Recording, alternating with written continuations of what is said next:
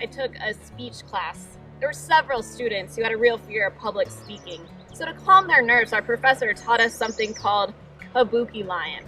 The idea is that when you're feeling stressed or overwhelmed or nervous, you close your eyes, count to 3, and then kabuki lion. 1, 2, 3, kabuki lion!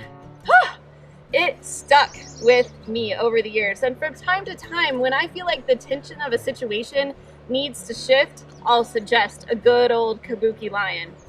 If the professor explained the history behind it, I certainly don't remember, and so I always just thought that it was a made-up word. But before talking about it in this public venue, I thought maybe I should do a little research. Come to find out, the lions of kabuki are found in Japanese dance. The mythical lion spirits, for some reason, have a habit of entering and possessing human beings. Perhaps you've seen them but weren't aware of the history. As we think about mental health, the word mental oftentimes leads us to believe that it's all about our mind. If we can think it, then we can do it, right? As I've walked my journey with depression and anxiety, I've worked to develop mental health strategies. And I've become a firm believer that you can't think your way out of everything.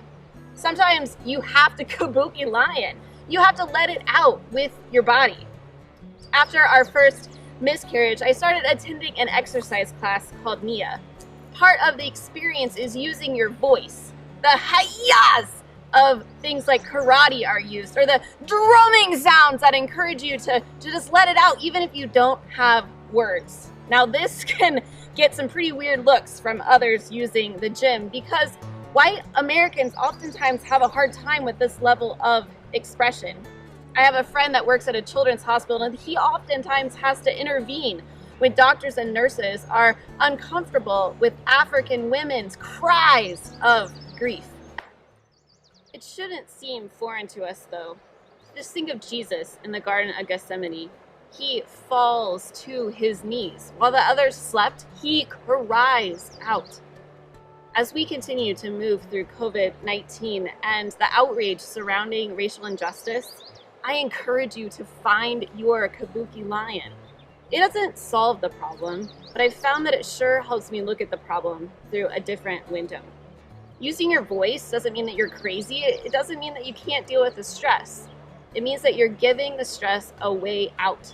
It doesn't mean that you aren't praying enough. It means that you're praying with all of your mind and all of your heart and all of your strength.